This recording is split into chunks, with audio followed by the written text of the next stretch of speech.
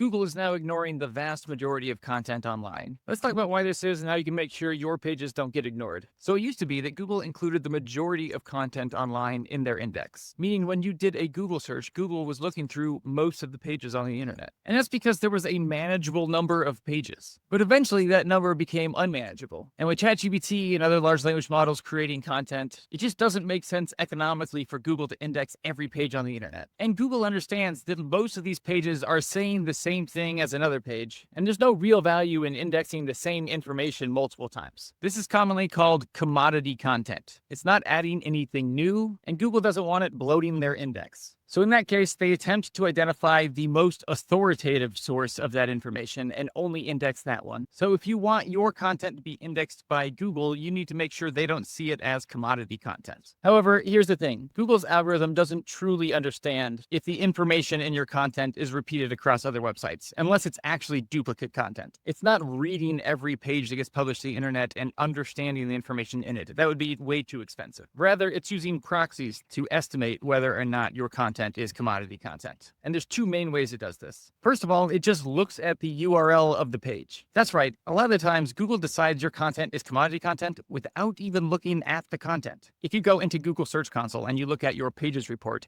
you might find some of your pages marked as discovered, not indexed. These are pages that Google didn't even bother to look at. They just found the URL and decided, nah, we don't want this in our index. There's two main reasons this might happen. The first is that Google determines it's just not the type of page people would want to find in search. But the other situation is that Google already has content on the topic implied by the URL, and it doesn't see your website as the top authority on this topic. If you do have the authority to write on this topic, then you probably want to submit that page to Google to have it reconsider indexing it. You can do that in Google Search Console, and it'll force Google to crawl the page. If Google is crawling your page and determining the content is commodity content, it's likely because it's seeing it as generic or thin. Thin just means there's not enough information on the page. Generic has more to do with the structure of the page than the actual content. Because again, remember, Google's not reading every page and actually understanding the information. They're using proxies. To make your content appear less generic to Google, you want really high fact density. Make sure you're including a lot of statistics, data points, quotes, charts, tables,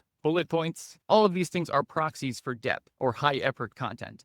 And you could absolutely use AI to write all this content, but you can't just use ChatGPT out of the box. If you just go to your favorite large language model and say, write me a blog post on this topic, it's going to come out very generic. Instead, you should have that AI connected to a knowledge base about your brand. You should share with it any opinions or experience you have on the topic. You should have it perform in-depth research, and you should give it clear SEO guidelines. How to do all of that is beyond the scope of this video, but it's what we do for all of our clients, and it's very rare that a page we create isn't indexed by Google.